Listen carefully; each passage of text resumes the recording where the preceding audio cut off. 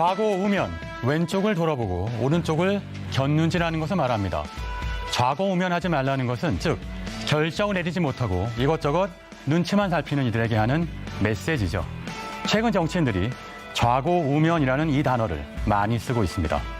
홍남기 경제부총리는 8.4 부동산 대책을 발표하면서 좌고 우면하지 않겠다고 했고, 미래통합당 김종인 위원장도 좌고 우면하지 말고 사회적 거리두기 3단계를 격상해야 한다고 했습니다. 어제 법무부에 검찰개혁 인사단행이 이루어졌습니다. 많은 평가와 의미가 쏟아지고 있습니다. 하지만 저는 이렇게 말하고 싶네요. 좌고 우면하지 말고 문재인 정부의 1호 공약을 지켜내기를 바랍니다. 그것이 국민의 뜻입니다. 오늘의 킹슈맨 시작합니다.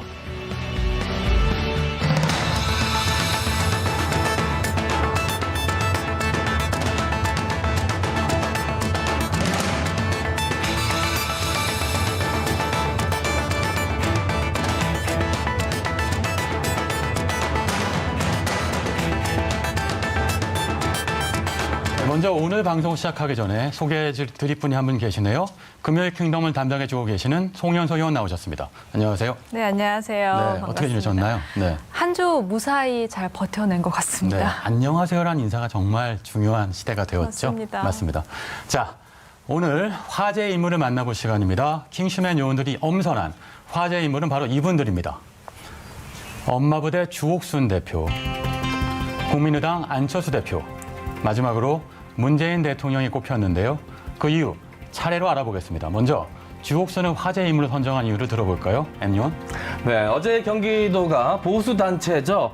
엄마부대 주옥순 대표 부부를 감염병 예방법 위반 혐의로 경찰에 고발 조치했다고 합니다. 그 주옥순 대표 부부가 방역 당국의 역학조사에 제대로 협조하지 않았다는 것이 바로 그 이유인데요. 경기도는 가평 경찰서에 고발장을 접수했다고 합니다.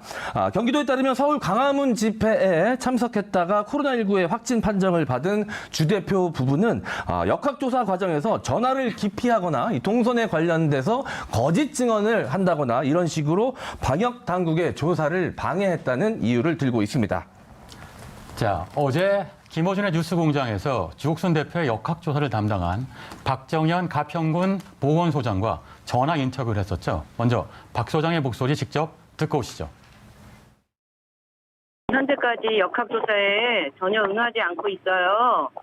어디를 다녀왔는지 동선을 파악해야 접촉자 조사를 하고 또 2, 3차 환자가 발생하지 않도록 예방할 수 있잖아요. 예. 그런데 이분이 어디를 다녀왔는지를 제대로 얘기하지 않으니까 현재까지 접촉자들도 파악하지 못하고 있어요. 우리가 전화를 28통을 했는데 2번밖에 안 받고요. 예. 그조차도 아마 성실하게 임하지는 않은 것 같아요. 뭐 이제 좀 이렇게 거짓 진술을 몇 번 한 거는 같은데 우리가 결국 어젯밤에 GPS를 이제 돌려본 결과 그 외부에서 그 주거 지역이 아닌 예. 그런 장소에서 500분이 찍혔단 말이죠. 네, 박 소장의 목소리 들어보니까 답답해하고 허탈해한다는 느낌이 있어요. 하소연의 느낌도 있는데, 자, 전화를 28통이나 했습니다. 근데 2번밖에 안 받았다. 송혜서 의원, 이래도 됩니까? 코로나19 확진자가 이렇게 동선을 밝히지 않거나 혹은 허위로 이렇게 동선을 밝히는 것 자체가 사실은 어떻게 보면 미꾸라지 한 마리가 물을 흐리는 것과 같은 격이라고 보거든요. 네. 이런 분들에 대한 반드시 이 강력한 법적 조치가 있어야 된다고 봅니다. 네. 현재 코로나 확진 판정을 받고 치료 중인 주옥순 대표는 오히려 은평구청이 실명을 공개했다며 법적 조치를 예고하는 상황인데 앞으로 어떻게 될까요? 오창성 의원. 네, 일단 이 부분은 사실 실명 공개하면 안 되죠. 법적으로는. 네, 공개를 하면 안 되고 일단 주옥순 대표 같은 경우는 은평구청장이 문재인 대통령에게 아부하기 위해서 실명을 공개했다. 이런 식으로 이제 주장을 하고 있습니다. 그 내용도 사실은 또 그렇게 볼 수는 또 없는 부분이죠. 네. 굳이 따지자면 아마 은평구청의 입장에서는 주옥순 대표가 협조에 너무 응하지 않고 있고 본인이 누군지 뻔히 아는데 이른바 깜깜이 환자나 다른 바 없는 행보를 걷고 있지 않습니까? 정확하게 동선을 공개해야지만이 접촉한 사람의 확진을 막고 또 추가 확진을 막게 되는데 사실은 이 부분에 대해서는 아마 은평구를 굳이 변호를 하자면은 주옥순 대표의 실명을 공개하지 않고서는 추가 확진자를 찾아낼 수 없을 것이다 라는 판단을 내린 것 같고, 다만 이 부분 다시 말씀드렸다시피 굳이 주옥순 대표가 고소를 한다면 공무상 비밀 누설죄라든지 명예훼손이라든지 이런 법에 저촉이 될 수 있는 소지는 분명히 있습니다. 네. 시민으로서의 권리를 주장하기 전에 의무를 먼저 시행해 주시기를 바랍니다. 자, 네. 두 번째 화제의 인물은 국민의당 안철수 대표입니다. 최근 안철수 대표가 정부를 향해 비판의 목소리를 냈습니다. 어떤 내용인지 엠요원이 소개해 주시죠. 네, 안철수 대표는 자신의 SNS를 통해서 정부는 권력층만의 잔치가 될 것이 뻔한 공공의대 설립 방침을 철회하지 않고 있고, 이에 맞서 의료계 역시 물러서지 않고 있다며 이같이 말을 했습니다. 의대가 세워져도 졸업하고 인턴 레지던트를 거치고 남자들은 군복무를 마치기까지 14년이 소요된다라고 이야기하면서 오랜 시간이 지나야 효과를 검증할 수 있는 정책을 하필이면 지금 코로나19 확산의 문턱에서 터트린 이유가 무엇이냐라고 반문을 했고요. 그러면서 부동산 정책 실패로 인한 성난 민심을 다른 쪽에 돌리기 위한 것이냐, 아니면 코로나19 2차 확산이 현실화되면 방역의 책임을 의사에게 돌리고 정부는 빠져나가려고 그러는 것이냐라고 지적을 했습니다. 네, 정부를 비판하기도 했지만 안철수 대표는 정치인이기 이전에는 의사였죠. 의료진을 향해서도 목소리를 냈다고요? 네, 일단은 안철수 대표가 충분히 낼 수 있는 입장이라고 저는 생각을 하고요. 원래 의사였으니까요. 그리고 사실 총선 전에 국민의당을 다시 한 번 더 부흥시켰던 단 한 장의 사진, 낭만 닥터 안철수라고 불렸던 대구 동산의료원에 직접 내려가서 네. 코로나 진료를 도왔었던 그 사진이 굉장히 유명해지지 않았습니까? 그렇기 때문에 이게 진정한 직업 정치인이다, 네. 이렇게 얘기를 하면서 찬사를 받기도 했었는데요. 그런 면에 있어서 현재 정부가 나아가는 방식에 대해서 비판을 하면서도 의사들은 환자를 살려야 할 막중한 책임이 있다.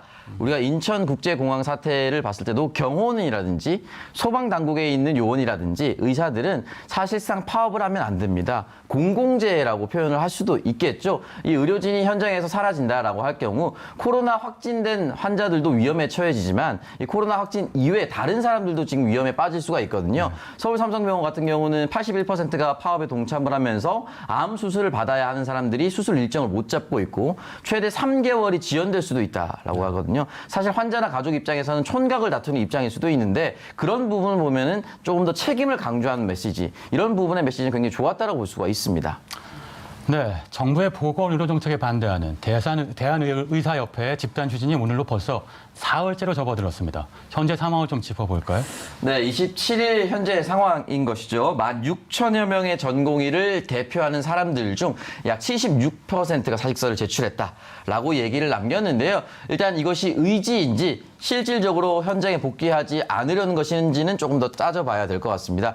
현재까지 의약분업 상태부터 의사들과 정부 간의 충돌은 꾸준히 있어 왔다라고 볼 수가 있었고요. 또 문재인 정부 초반에 의료 수가 현실화돼서 또 의료진들이 파업에 동참을 하려고 했었던 부분도 있습니다. 그렇기 때문에 이런 부분에 있어서 현재 이 상황이 계속해서 진행이 될지 안 될지는 잘 모르겠지만 어쨌든 현재는 정부가 한 발 물러난 상태이기 때문에 의료진들 입장에서는 파업을 계속해서 지속할 명분이 좀 떨어졌고, 국민들 입장에서도 굳이 지금 이 상황에 의료진들이 파업을 해야 되는 것이냐, 너무 특권층이 아니냐, 매번 뭐 어떤 큰 대기업의 노동자들이 파업을 할 때 귀족 노조라고 불렀으면서 의사들이 지금 이런 현장에서 촌각을 다투는 상태에서 파업을 한다는 것은 그야말로 귀족 노조를 넘어선 엘리트 이기주의가 아니냐, 이런 비판까지 받고 있기 때문에 오래 버티긴 좀 어렵지 않을까라는 생각이 좀 듭니다. 사실 의사들한테는 환자를 거부할 권리가 없습니다. 그렇게 규정해 놓은 이유는 의사들이 권리보다도 의무가 더 중요한 직업이기 때문이겠죠. 그게 지금 이런 상황에선 더더군다나 의사들의 의무 이런 것들을 좀 강조할 필요가 있겠다 싶습니다. 간호사와 교수 등이 남아있는 의료 인력들이 업무 부담도 가중되고 있는 상황인데요.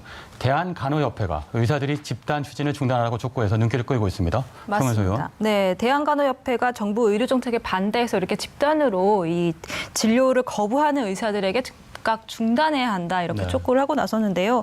코로나19 재확산이라는 이런 절체절명의 위기 속에서 이 의료 현장을 떠난 것 자체가 윤리적인 의무를 저버린 것이다, 이렇게 지적을 하기도 했고요. 지금 모두 힘을 합쳐서 이렇게 당면한 코로나19를 함께 극복해야 한다는 메시지를 전하기도 했습니다. 네, 의사분들 입장은 있겠습니다만 국민 여러분들의 말씀을 귀 기울여 주시기 바랍니다. 네, 급박한 코로나 상황에서 더 이상의 의료 공백이 없었으면 하는 바람이 크니까요. 이런 가운데 미래통합당이 안철수 대표한테 러브콜을 보냈다는 뉴스도 있는데 한번 짚어볼까요? 네, 맞습니다. 어제였습니다. 27일 MBC 한 라디오 프로그램에 출연한 이 통합당 주호영 원내대표가 한 발언인데요. 서울시장 단일 후보에 안철수 대표도 같이 할 수 있다라고 이야기를 했습니다. 선택은 안철수 대표와 국민의당의 선택에 달려있다라고 미래통합당의 뜻을 밝힌 것인데요.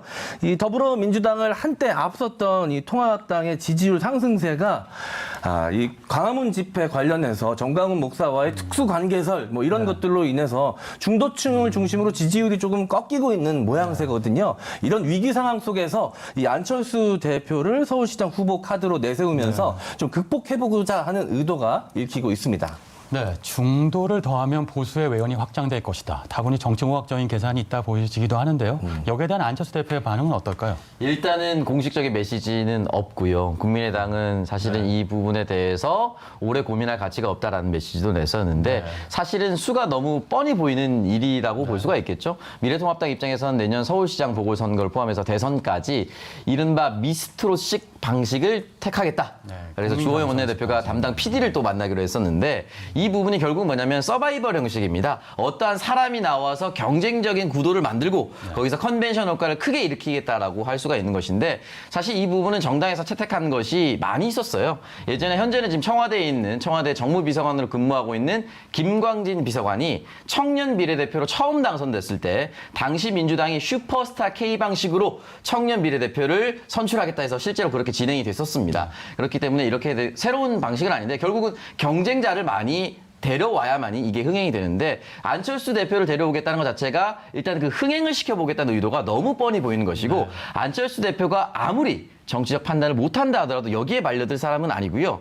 또 하나 2018년 안철수 대표가 서울시장 후보에 나가긴 했지만 그 당시에는 만약에 당선이 됐다 하더라도 다음 대선 전에 사퇴를 할 수가 있습니다. 그런데 내년에 서울시장 출마하면은 사실상 그 다음에 있는 대선은 포기해야 되는 것이거든요. 지금 안철수 대표의 꿈이 과연 서울시장으로 끝날 수 있을 것인가를 따져봐야 되는데 그 꿈이 서울시장에서 끝날 것처럼 보이지는 않기 때문에 또 한 번 서울시장 출마를 하지는 않을 것입니다. 그리고 더군다나 당을 옮겨서 할 것 같지도 않고요. 만약에 안철수 대표가 대선에 큰 꿈을 키우고 있다면 지금처럼 외곽에서 새를 불리고 있거나 또는 목소리를 그대로 유지한 채 마지막에 원샷 단일화를 하는 것이 안철수 대표에게는 훨씬 더 유리한 상황이기 때문에 굳이 지금 미래통합당에 들어갈 이유도 없다라고 생각을 하고 여기에 대해서 정청래 더불어민주당 의원 같은 경우는 이 제안 자체가 바보 같은 제안이다.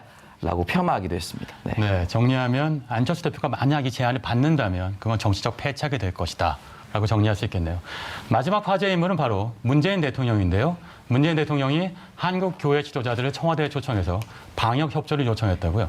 네, 문재인 대통령은 특정 교회가 적반하장격으로 음모론까지 주장하고 있다며 강하게 아쉬움을 표현했고요. 교회 지도자들은 방역과 예배를 함께 지킬 수 있는 방안을 정부가 좀 고민해달라고 요구를 했습니다. 먼저 문재인 대통령의 발언 듣고 오시죠. 가장 직접적으로 큰 피해를 입고 있는 것은 바로 기독교라고 생각합니다. 극히 일부의 몰상식이 한국교회 전체의 신망을 해치고 있습니다. 지금 이 코로나 위기 상황에서 의료인들이 의료 현장을 떠난다는 것은 전시 상황에서 거꾸로 군인들이 전장을 이탈하는 것이나 마찬가지라고 생각합니다. 네, 오찬동 의원. 네, 일단 이 부분에 대해서 문재인 대통령이 이제 유감을 표명을 하면서 좀 자제해달라라고 얘기를 했었죠.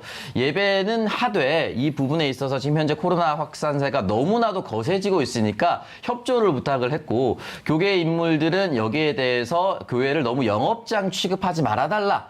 라는 또 당부의 메시지를 보였습니다. 하지만 일단 전 국민적인 관심사로 봤을 때 현재 3,900여 명이 지난 2주간 확진자로 나왔습니다. 근데 그중에 1,200여 명이 교회 관련된 확진자입니다.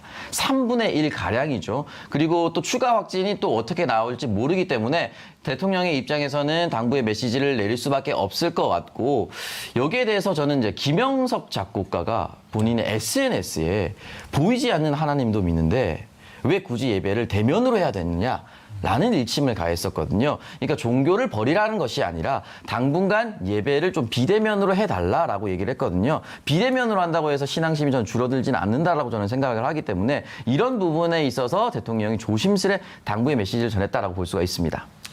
네, 문재인 대통령이 평소 스타일과는 달리 좀 강경한 목소리 낸 것 같은데 여기에 또 배경이 있을 것 같습니다. 네, 역시나 이제 단호한 의지를 되새길 수밖에 없는 상황이고요. 지금 3단계 격상을 해야 된다라는 전문가들의 목소리가 훨씬 더 지금 거세지고 있습니다. 근데 정부의 입장에서는 2단계를 현재 상태로 유지할 경우에 한 일주일 또는 2주일 동안 이 사실상 3단계처럼 국민들이 행동하고 있기 때문에 일주일 정도, 2주일 정도 지나면은 효과가 나타날 것이다라고 기대를 하고 있습니다. 저도 3단계로 올렸으면 좋겠다는 생각을 하면서도 저희가 이걸 확실히 살펴볼 필요가 있는 것이 코로나 확진으로 인해서 확진자 수도 늘어났고 사망자도 늘어났습니다. 근데 중요한 건 뭐냐면 이 상황에서 자영업자라든지 중소기업 업체들 극단적인 선택을 하는 수치는 잡히지 않고 있어요.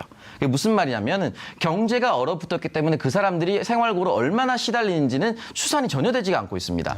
그렇기 때문에 확진자를 잡아내기 위해서 모든 경제를 얼어붙게 만드는 것을 청와대에서 스스로 바로 단정 짓고 이제 시행하기가 어렵다는 것이죠. 여러 가지 문제를 고려해야 되기 때문에 정부가 지금 이 상태를 안일하게 바라보고 있는 것이 아니라 양측의 입장 여러 가지를 고려하고 있다라고 볼 수가 있고 다만 막아설 수 있는 부분에 있어서는 단호한 메시지로 조금 더 경각심을 고취시키기 위해서 대통령이 메시지를 냈다라고 볼 수가 있습니다. 네, 강경하기도 했습니다만 동시에는 예배를 보는 기독교단의 입장도 이해가 된다라는 말씀도 하셨었는데요. 저는 매우 현명한 처사라고 생각합니다. 일단 전광훈이라는 이름 석자로 대표되는 강경한 극우 아스팔트 교단과 정통의 교단을 구분해냈다는 것, 그것만으로도 사실 교계의 지지를 받을 수 있는 시작점이 되었다고 생각하는데요. 자, 이런 가운데 문재인 대통령의 국정 수행 지지도가 상승세 이어가고 있습니다. 긍정평가가 부정평가를 7주 만에 앞질렀다는 소식인데요. 지지도 상승의 배경이 무엇일까요? 네, 사실 이제 부동산 정책이 발표되고 나서 대통령의 국정수행 평가는 꾸준히 하락했습니다. 살짝 반등했던 적이 있지만 그것이 하락세를 반등시키고 상승세로 돌이켰다라고 볼 수는 없었거든요. 그렇다면 지난 2달 정도는 계속해서 꾸준히 하락세였는데 결국은 지난 주에 있었던 이 광복절 집회를 계기로 국민들이 그래도 지금은 정부의 방역을 좀 더 밀어줘야 된다라는 입장을 취한 것으로 보이고요. 또 하나는 미래통합당에 대해서 약간의 실망감이 있었다라고 볼 수가 있습니다. 대한정당으로서 이 부분에 대해서 김종인 비대위원장이 나와서 현역 의원들에게 참석을 자제를 부탁을 한다라든지 또는 확실하게 선을 그어서 이 부분은 정말 잘못됐다라고 얘기를 했다라면은 미래통합당의 지지율도 상승했을 텐데 이 부분에 대해서 애매한 스탠스를 취했다라는 말이죠. 그러면 여기에 대해서 분석을 많은 사람들이 뭔가의 연결고리가 있을 것이다. 또는 생각이 똑같은 거 아니냐 이런 얘기를 했거든요. 그리고 주호영 원내대표는 여기에서 나온 대통령이 되새길 만한 메시지가 있다라고 얘기를 했는데 사실 모든 집회에서는 정부와 또는 정치인이 되새길 메시지가 있습니다. 근데 그 당시에 나왔었던 집회 중에 이 코로나의 원천은 북한이다라든지 이런 메시지도 나왔거든요. 이런 걸 모두 받들어야 되는 건 아니라고 저는 생각을 합니다. 그렇기 때문에 그 당시에서 국민들에게 조금 더 전향적인 스탠스를 취하려고 했다면 미래통합당이 확실하게 선을 긋고 절대 가지 않겠다. 이런 메시지를 취했다라면은 아마 민주당이라든지 대통령 국정수행평가가 이렇게 크게 반등하지는 않았을 텐데 결국은 이 부분에 대해서 민주당과 청와대는 확실하게 선을 긋고 미래통합당은 애매한 스탠스를 취했기 때문에 확실하게 7주 만에 반등했다라고 볼 수가 있습니다. 네, 잘 들었습니다. 코로나19 확진자가 전국에서 나오고 있는 이 상황에서 부디 기독교계와 의료계 모두 문 대통령의 간곡한 요청을 저버리지 않았으면 좋겠습니다. 자, 화제의 힘을 받아봤고요. 이번엔 궁금한 프로필 시간입니다. 오늘 만나볼 주인공은 바로 추미애 법무부 장관입니다. 어제 오후 검찰 중간간부이사가 전격 단행됐죠. 네, 맞습니다. 어제였죠. 추미애 법무부 장관이 대규모 검찰 인사를 단행을 했습니다. 추미애 장관의 속뜻이 무엇인지 알아보기 이전에 한다면 한다. 추다르크 추미애 장관의 궁금한 프로필 먼저 가보도록 하겠습니다. 레디 스타트! 이름 추미애. 1958년생으로 올해 나이 63세 개띠. 초등학교 시절 담임 선생님이 본인이 싫은 사람은 나가도 된다는 말에 당당하게 책가방 싸서 앞문으로 나갔다는 초등학생답지 않은 깡따구 떡잎부터 남다른 당찬 인물. 그런 그녀 앞에 나타난 운명의 상자가 있었으니 바로 그 사람은 대학동기. 하지만 영남 집안에서 호남 사위 안 돼! 하지만 사랑으로 극복, 결혼에 꼬린 1990년 판사 재임 시절 3당 합당 반대 시위에 참여한 대학생들에 대한 구속영장을 모두 기각했던 추미애 장관. 자, 추미애는 당시를 회상하며 시대가 부정하여 판사로서 인간으로서 마땅히 해야 했던 행동을 한 것이 마치 영웅이 된 것 마냥 떠돈다라고 말을 했다는데, 역시 쿨해요. 1995년 김대중 전 대통령의 발탁으로 정치권의 입문. 여긴 내 구역이야. 잔다르크 유세단을 이끌며 김 전 대통령 당선의 1등 공신. 덕분에 추다르크라는 별명을 득템. 2017년 대선 승리를 통한 정권 교체의 주역. 더불어민주당 대표 상임 고문을 거쳐 1월 법무부 장관에 임명. 이날 이후 바람 잘 날 하루 없는데, 자, 가장 주목할 점은 윤석열 검찰총장과 사사건건 부딪히며 불협화음을 내고 있지만 문재인 정부 1호 국정과제인 검찰개혁 작업에 박차를 가하는데 소설 쓰시네, 새삼 치일합시고 등등등 매일 화제의 말말말 생성하는 당찬 인물. 앞으로는 어떤 거침없는 행보를 보여줄지, 추다르크 추미애 장관이 어떤 모습을 보여줄지 기대가 됩니다. 자, 지금까지 제가 조사한 추미애 장관의 궁금한 프로필이었는데요. 밤새 조사했습니다. 과연 추 장관이 마음에 들어 할지 궁금하네요. 이제는 진검승부다. 과감한 검찰 인사 단행할 추미애 장관의 궁금한 프로필이었습니다. 네, 잘 들었습니다. 추미애 법무부 장관에 대해서는 당찬 이미지가 있다. 하지만 좀 차가우면서도 해야 할 일은 한다. 좌고우면하지 않는다. 여러 가지 스타일들이 알려져 있는데요. 오창석 의원 잘 아시죠? 네, 사실 좌고우면하지 않는다의 정말 전형적인 케이스다라고 보셔도 될 것 같은데요. 일단은 추미애 장관을 말하기 전에 앞에 붙는 수식어들이 너무 많습니다. 사상 최초의 여성 지역구 5선 의원이라든지 여성 최초의 판사 출신 국회의원이라든지, 지금이야 이제 뭐 이수진 판사도 국회의원이 됐지만 최초였었죠. 그러니까 최초란 단어가 너무나도 많이 올렸는데, 일단은 여러 가지 상황을 복귀해 보면 노무현 대통령이 대선 후보로 선출될 당시에 DJ의 픽으로 사실 정당이 입문했다면 DJ와 가까운 사람을 지지할 수도 있었습니다. 실제로 당시에 민주당의 대선 경선은 제주도부터 시작을 했고 울산, 그리고 그 유명한 광주 연설로 이어졌었는데, 이 제주에서는 DJ의 측근으로 알려진 한화갑 후보가 1등을 했습니다. 근데 한화갑 후보에 가지 않고 노무현 대통령을 따랐다는 것 자체가 본인의 스탄스가 명확하다라는 것이고, 노무현 후보가 실제로 당선이 되고 대선 후보로 공식적으로 임명이 됐을 때 당에서 돕질 않았어요. 그때 나왔던 것이 희망돼지 저금통 운동이었습니다. 그때 이제 본인의 지역이었던 대구로 내려가서 이 희망돼지 저금통 운동을 도맡아서 움직이면서 돼지 엄마라는 별명까지 얻었고요. 후에 이제 정몽준 당시 후보와 후단협이라고 합니다. 정몽준 후보가 훨씬 더 경쟁력이 있다. 2002년 월드컵 이후였죠. 그렇기 때문에 훨씬 더 경쟁력이 있다. 이렇게 많이 안에서 밖에서 흔들 때도 추미애 장관은 단 한 번도 흔들리지 않았습니다. 여기에 대해서 노무현 대통령이 나중에 후에 얘기를 했었는데요. 추미애 장관은 이렇게 얘기했다고 합니다. 질 때 지더라도 당이 선택한 사람을 버릴 수 없다. 라는 이야기를 남겼다는 것이죠. 전형적인 정말 좌고우면하지 않고 본인의 원칙대로 가는 사람이다라고 볼 수가 있고요. 노무현 대통령이 저는 지금도, 그리고 국민도 판단을 내렸듯이 탄핵될 만한 사유가 아니었다라고 생각을 하는데, 열린우리당을 지지해달라고 했을 때 기존의 새천년 민주당을 탈당해서 열린우리당으로 갔었죠. 그 당시에도 추미애 장관은 민주당에 남아 있었습니다. 이 얘기가 왜 중요하냐면, 민주당에 김대중과 함께 입당하고 나서 단 한 번도 민주당을 탈당하지 않았습니다. 정당을 그대로 유지하면서 지금의 더불어민주당 그리고 장관까지 왔기 때문에 본인이 선택한 정당은 나의 정치적 호적이다라는 이야기를 남기면서 한 번도 바꾸지 않았던 이 뚝심, 역시나 좌고우면하지 않는 그의 성향을 정확히 드러내주는 사안이라 볼 수가 있습니다. 네, 전형적인 직진형 정치인이라고 할 수 있겠는데요. 네, 송현석 의원도 의견 있으시죠? 네, 외유 내강이라는 이미지가 정말 딱 들어맞는 국회의원 중에 하나라고 생각을 했었고, 가끔은 사실 지금까지 많은 일들이 있었기 때문에 이렇게 똑똑한 분이 왜 그러시지라는 발언을 하실 때도 물론 있었지만, 대체적으로는 외유 내강 그리고 추다르크라는 별명이 딱 어울리는 그런 행보를 보여오셨던 것 같습니다. 네, 그렇기 때문에 검찰개혁의 적임자라고도 할 수 있겠는데요. 과거 인사단행을 보면 윤석열 총장을 보좌하는 자리에 윤석열 총장을 반대하던 인사들을 앉힌 상황이 이어졌었습니다. 이번 중간급 간부 인사, 이것 때문에 주목하게 되었는데 어떻게 분석하십니까? 네, 일단은 현재 추미애 그리고 이성윤 서울중앙지검장의 이제 측근들이 이제 보직 변경을 받았었죠. 이 부분에 대해서 하나하나씩 좀 설명을 좀 드리고 싶습니다.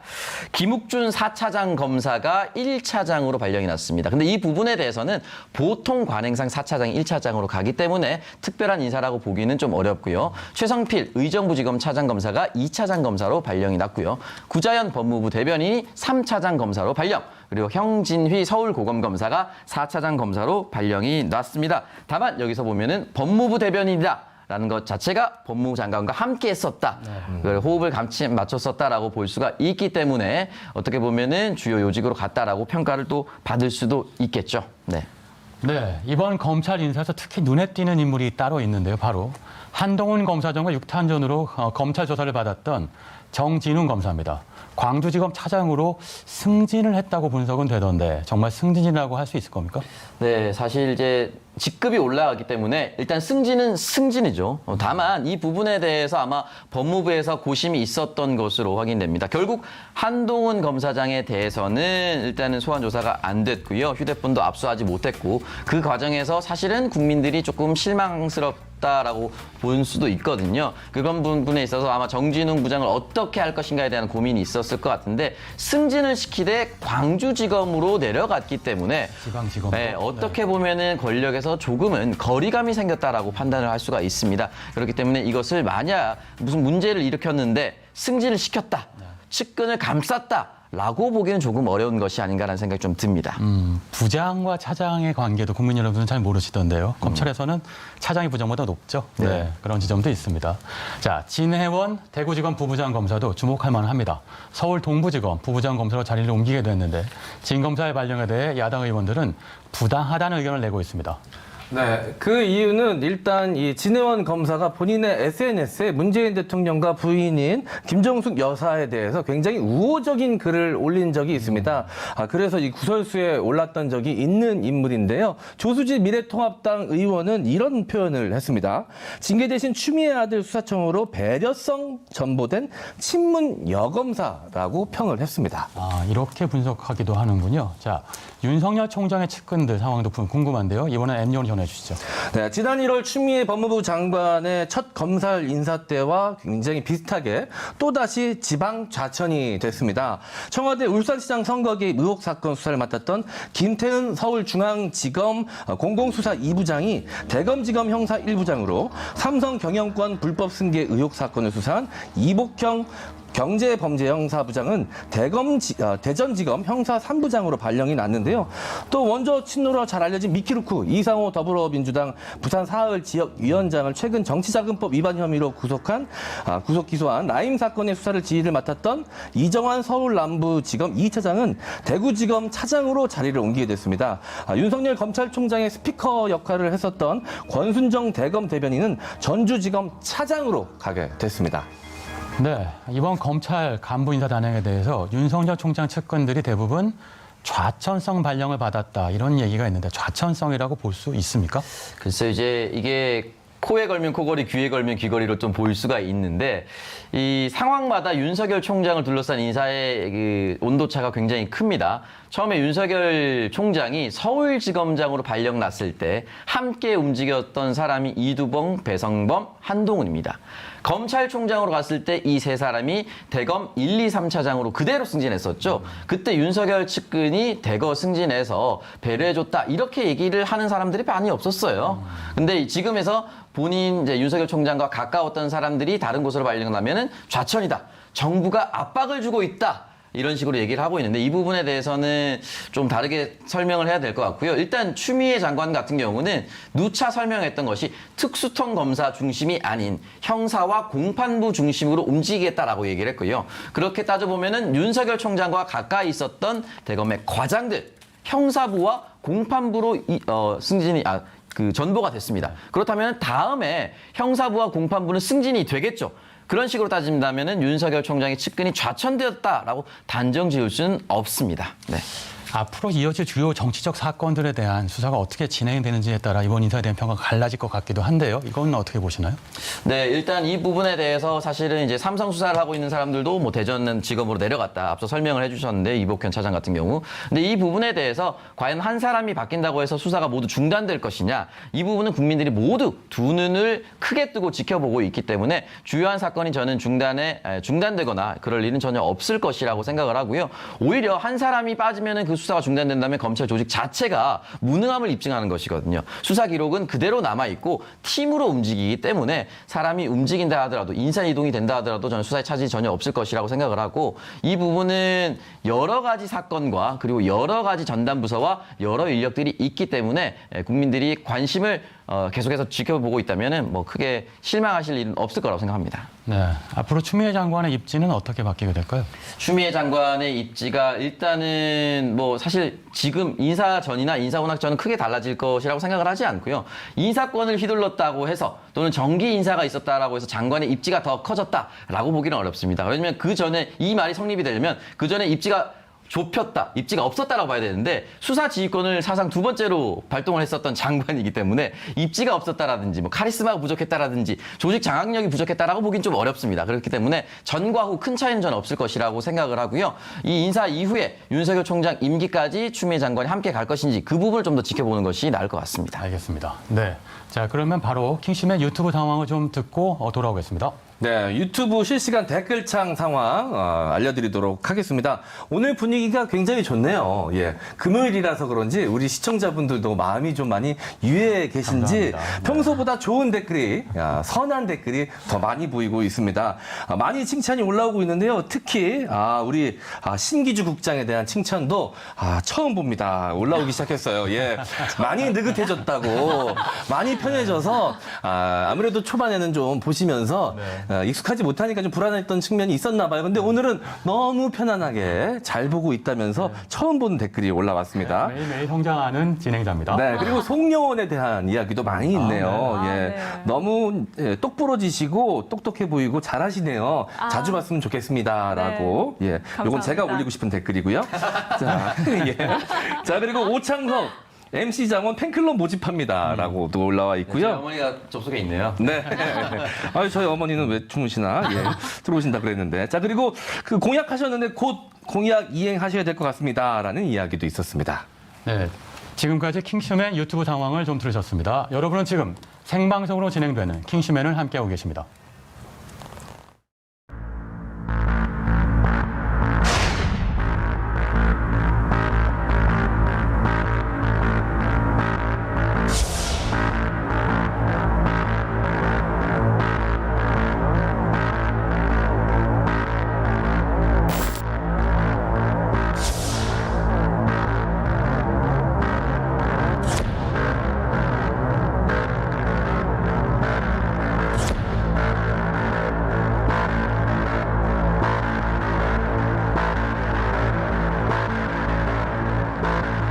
The United States will withdraw from the Paris Climate Accord.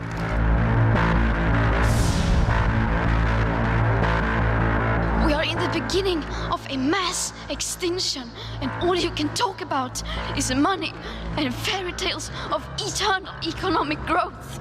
How dare you!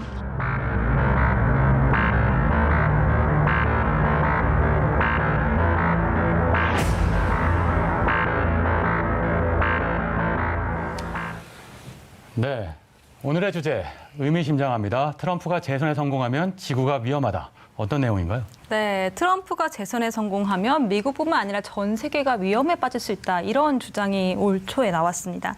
이 버락 오바마 행정부에서 파리 기후 협약의 협약을 이끌어냈던 토드 스턴 미국 전 기후 변화 특사의 말이었는데요. 트럼프가 지난해 11월에 이 파리 기후 협약에 탈퇴하겠다고 선언을 했었죠.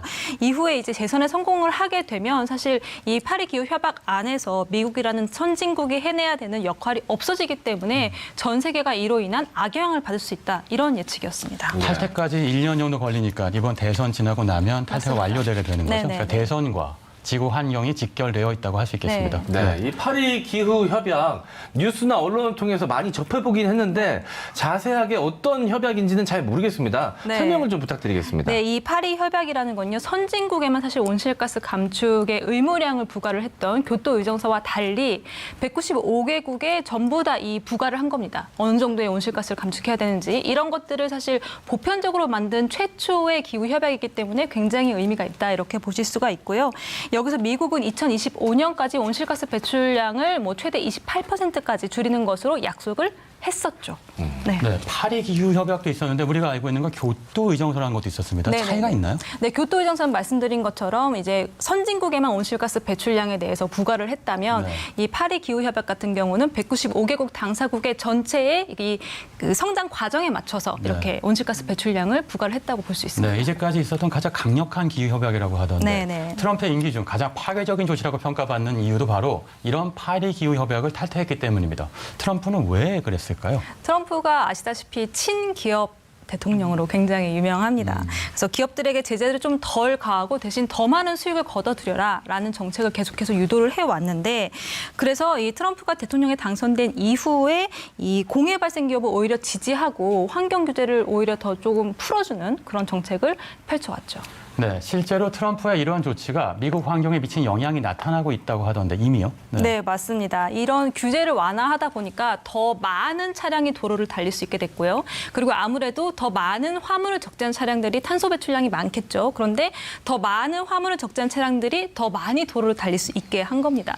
그래서 그런지 이 트럼프가 대통령에 당선된 이후에 미국의 대기질이 훨씬 더 나빠졌다는 연구 결과를 굉장히 쉽게 찾아볼 수가 있어요. 그래서 이 트럼프 같은 경우는 파리 기후 협약 자체가 이 미국의 에너지 사업을 규제하는 반면에 외국의 기업들은 오히려 환경을 오염시키는 거를 더 방조하고 있다 이렇게 얘기를 하면서 일방적인 파리 기후 협약을 탈퇴하겠다라고 선언을 한 거죠. 네, 트럼프 입장에서 보면 미국의 일자리가 줄어드는 파리 기후 협약에 대해서 불만이 있을 수밖에 없을 겁니다. 특히 본인의 표밭이라고 할 수 있는 탄소 경제 기반의 제조업 일자리들이 사라질 수 있으니까요. 네. 최대 270만 배까지 사라질 수 있다 이런 얘기도 있기는 하던데요. 하지만 그럼에도 불구하고 미국의 일방주의가 전 세계 기후를 위협하는 건 사실인 것 같습니다.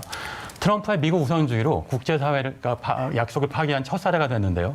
정말 이기적인 조치라고 할 수 있죠. 그렇다면 도대체 이런 이기적인 조치가 지구 평균 온도를 상승시키는 데는 어떤 영향을 미치고 있습니까? 네, 일단 뭐 지구 평균 기온이 뭐 2도 정도 상승한다라고 했을 때 미칠 수 있는 영향들이 여러 가지 조사가 있는데 뭐 10억에서 20명 정도가 물 부족 현상을 겪을 거고요. 100년 안에 북극의 모든 얼음이 사라진다라는 예측도 있습니다.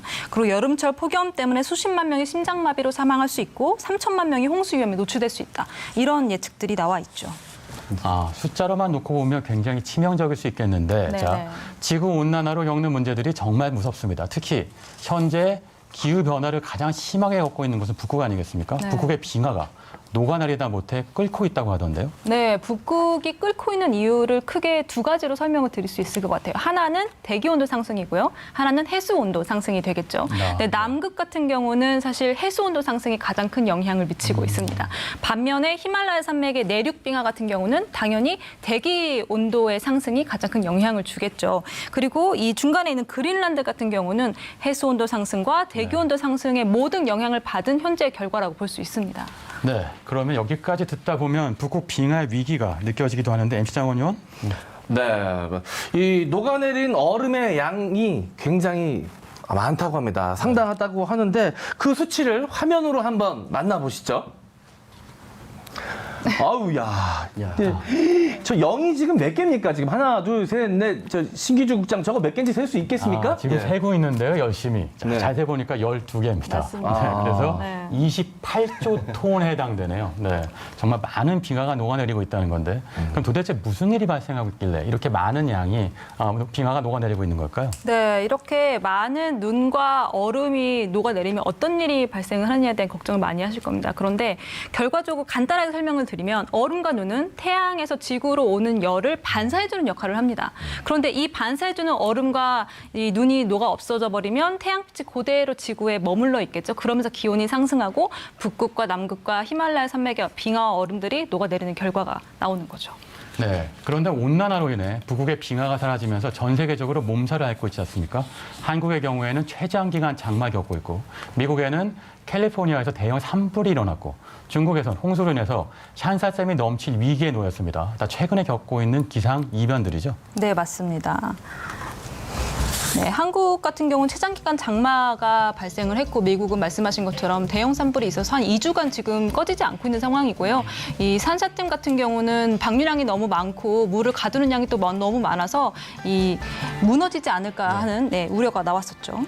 자, 우리가 겪은 최장기간 장마, 물폭탄도 기상이변의 한 종류라고 할 수 있겠는데 이게 다 북극 얼음과 상관이 있다고 할 수 있습니까? 네, 맞습니다. 북극 얼음이 녹게 되면 사실 우리하고는 관련이 없을 거라고 대부분 생각을 하시는데 그게 아닙니다. 이 북극 얼음이 녹으면 수증기를 포함한 찬 기온이 점점 내려서 한반도까지 사실 내려오게 됩니다.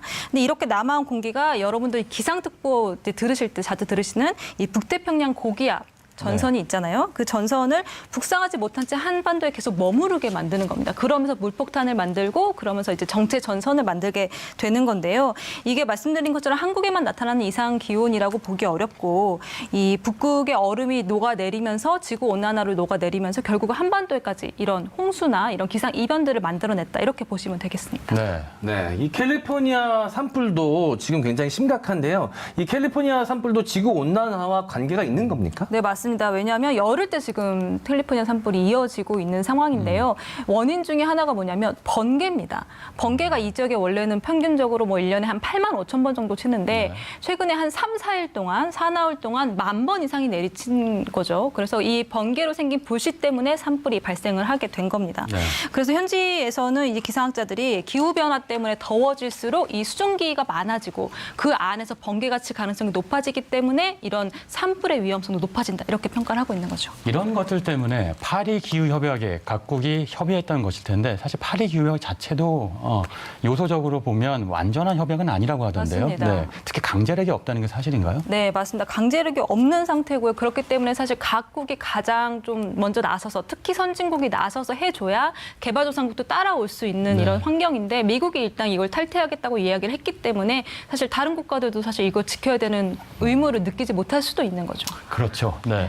중국도 유례없이 극심한 홍수를 겪었는데요. 이 과정에서 최대 규모의 샨사댐 수문 개방을 두고 말들이 많습니다. 현재는 어떤 상황인가요? 네, 현재는 비교적 현재는 안정적인 수위이긴 하지만 2주 전까지만 해도 수문 11개를 모두 다 개방해야 했을 정도의 상황이 좋지는 않았습니다. 총 저수량이 393톤 정도가 되는데요. 이게 무게가 엄청나기 때문에 집안을 눌러서 지진이 발생할 수 있다는 우려도 있었고요. 통제 수위가 145m인데 이거를 훌쩍 넘어서 147m까지 올라간 적도 있기 때문에 붕괴 위험설이 돌기도 했던 겁니다. 근데 만약에 이 수압을 못 견디고 이게 무너지게 돼버리면 양쯔강 하류 쪽에 상해가 있습니다.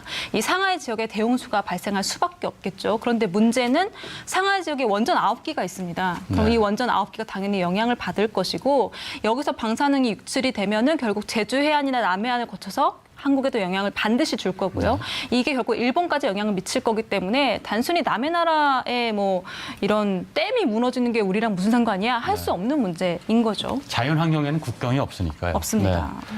상황을 들어보니까 정말 심각한 상황인데요. 이런 이상 기후에 대해서 국제적 공조가 정말 중요한 것 같습니다. 그러니까 미국이 기후변화 협약에 재가입이 필요하다고 할 수 있겠는데 맞습니까? 네, 맞습니다. 예전에는 사실 우리 후손들을 위해서라도 우리가 기후 변화를 막아야 되고 우리가 좀 환경을 보호해야 된다고 얘기를 했지만 이미 기후변화 속도가 너무 빨라지고 있는 상황이기 때문에 후손까지 갈 수도 없고요. 일단 저희를 위해서라도 이 온 나라가 그리고 각국이 이렇게 같이 협력을 해야 되는 상황입니다. 네, 잘 들었습니다. 오늘 트럼프의 재선, 지구가 위험하다는 주제로 이상 기후와 그 위험성을 짚어봤습니다. 오늘의 킹덤으로 이렇게 제시해봅니다. 녹아내리는 거대한 빙하를 보면 다른 문제들은 얼마나 하찮게 보이는가. 지금까지 송현서, 오창성 의원은 여기까지 인사드리겠습니다. 수고하셨습니다.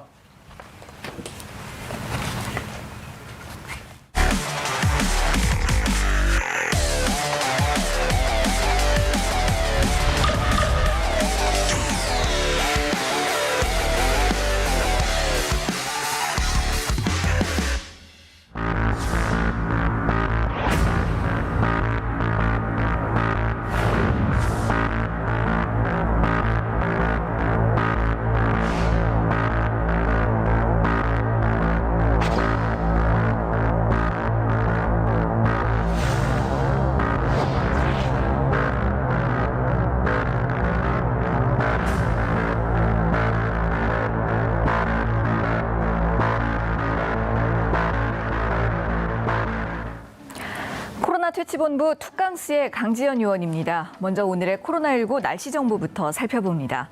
어제 0시 기준으로 코로나19 신규 확진자 수는 441명이었습니다. 어제보다도 그 전날보다도 더 강한 비가 내리고 있는데요. 국내 발생 인원이 434명, 또 해외 유입은 7명으로 대구 신천지 사태 이후 최대 규모를 기록했습니다. 이어서 지역별 코로나 날씨 좀 더 자세하게 살펴볼까요?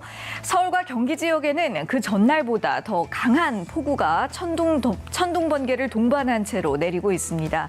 또 인천과 광주는 흐린 날씨를 넘어서 폭우 피해 지역으로 들어섰는데요. 비수도권에도 100명이 넘는 확진자가 발생하면서 세종을 제외한 전국 전 지역에 비가 오거나 흐린 날씨가 나타나고 있습니다. 지금까지 오늘의 코로나 날씨 정보였습니다. 대구 신천지 사태가 한창이었던 3월 이후 최다 확진자를 기록한 상황입니다. 전문가들은 이미 2차 팬데믹이 시작됐다고 하던데 강영규 의원 사실인가요? 네, 2차 팬데믹이 시작되었다라고 섣부르게 단정을 짓기에는 며칠 더 추이를 봐야 될 것 같기는 합니다. 왜냐하면 어제는 이제 대구 신천지교에서 촉발된 유행 이후에 최고로 많은 400명 이상의 확진자가 발생을 했는데요. 제가 방금 확인을 해보니까 이제 앞으로 한 10분쯤 후에 발표될 어제 확진 환자 숫자 같은 경우에는 371명으로 400명대에서 300명대로 조금 줄어든 것 같습니다. 그러니까 진짜 사회적 거리두기 2단계가 지금 실시된 지 열흘 정도가 지났기 때문에 그 효과가 본격적으로 나타나서 어제 정점을 찍고 점점 줄어드는 추세로 가는 것인지 아니면은 일시적으로 줄어들었다가 다시 300명, 400명대를 계속해서 유지할지는 이번 주말을 지나면서 판가름이 날 것으로 보이고 그 결과에 따라서 사회적 거리두기 3단계로 격상할지 말지도 결정이 될 것으로 보입니다. 근데 여기서 이제 좀 중요하게 생각해야 될 것은 무엇이냐면 많은 방역 당국이 지금 수도권에서 200명, 300명 확진 환자들이 발생하는 것도 걱정을 하고 있지만은 더 걱정을 하는 것은 무엇이냐면 지금의 추세가 잡히지 않은 상태에서 가을, 겨울의 대유행으로 이어질 가능성입니다. 전 세계의 많은 전문가들이 가을, 겨울이 되면 코로나19 확산이 더욱더 심해질 가능성이 크고 거기에다가 계절 독감까지 유행이 겹치면 굉장히 어려운 상황이 생기는데 지금의 이제 그 200명, 300명 일어나는 추세가 잡히지 않고 가을, 겨울의 대유행으로 이어지면 그때야말로 진짜 2차 팬데믹이라고 말할 수 있는 그런 상황이 생기는 것이죠. 네, 이번 주말이 고비일 텐데요. 광주시의 경우 27일 사실상 사회적 거리두기 3단계에 준하는 행정명령을 발동했습니다. 하반기 첫 강경 대응 아닌가요? 네, 그렇습니다. 굉장히 강력한 대응인데요. 사실 광주는 수도권에 비해서는 상황이 그렇게 나쁜 편은 아닙니다. 어제 30명대의 추가 확진자가 생기면서 광주시가 광주시에 있는 광주시 의사회 등의 전문가들과 상의를 해서 전격적으로 사회적 거리두기 3단계에 해당하는 행정 조치를 내린 것이거든요. 뭐 예를 들어서 체육시설이나 실내 집단운동, 공연장, 목욕탕과 학원, 키즈카페 같은 것들을 다 영업을 중단을 시켰습니다. 앞으로 한 열흘 정도 이렇게 조치를 하겠다라는 것인데요. 광주가 이렇게 다른 지자체와 다르게 선제적으로 사회적 거리두기 3단계를 실시한 데는 이유가 있습니다. 왜냐하면은 6월 말과 7월 초에 광주에서 청정 지역이었다가 굉장히 가파르게 확진자 숫자가 증가한 적이 있었거든요. 그때 광주가 다른 시도와 다르게 선제적으로 사회적 거리두기 2단계 조치를 발동을 해서 굉장히 빠른 시간 안에 확진 환자를 잡은 경험이 있기 때문에 이렇게 또 3단계 조치를 먼저 시행한 것으로 보입니다. 네, 아니 이렇게 코로나가 재확산하는 와중에 또 연이은 태풍 소식까지 정말 뭐 재난 시대라는 표현을 써도 될 정도가 아닌가 뭐 이런 생각이 드는데요. 바비가 지나갔나 했더니 이제 더 큰 초대형 태풍이 오고 있다고 하던데요. 네, 그렇습니다. 지금 이제 태풍이 어떤 형태로 발생을 해서 어떻게 북상을 할지 그 경로는 아직까지는 미지수이긴 합니다만은 약간 걱정이 되는 것이 무엇이냐면 8월 15일부터 본격적으로 늦더위가 시작되고 있거든요. 근데 8월 말 9월 초에 늦더위가 계속되면 태풍길이 일본으로 열리지 않고 우리나라 한반도로 열려가지고 지금부터 발생하는 태풍들이 계속해서 한반도를 지나갈 가능성이 굉장히 큽니다. 그렇기 때문에 앞으로 9월 달 그리고 10월 초까지는 남쪽에서 발생한 태풍이 한반도를 지날 수 있다는 가능성을 염두에 두고서 여러 가지 준비를 하셔야 될 것으로 보입니다. 다음 주까지는 태풍 발생과 진로에 대해 주의를 기울여야 할 필요가 있겠습니다. 네, 개학이 되어도 학교에 가지 않는 학생, 집에서 일하는 직장인, 마스크를 써야만 버스에 탈 수 있는 승객들, 어느샌가 정신을 차려보니 우리의 일상이 많이 바뀌어 있습니다. 잃어버린 일상을 다시 찾는 날이 언젠가 올까요? 그날을 기다리며 오늘의 킹슈맨 여기서 인사드리겠습니다. 저희는 다음 주 월요일 오전 9시에 다시 찾아오겠습니다. 고맙습니다.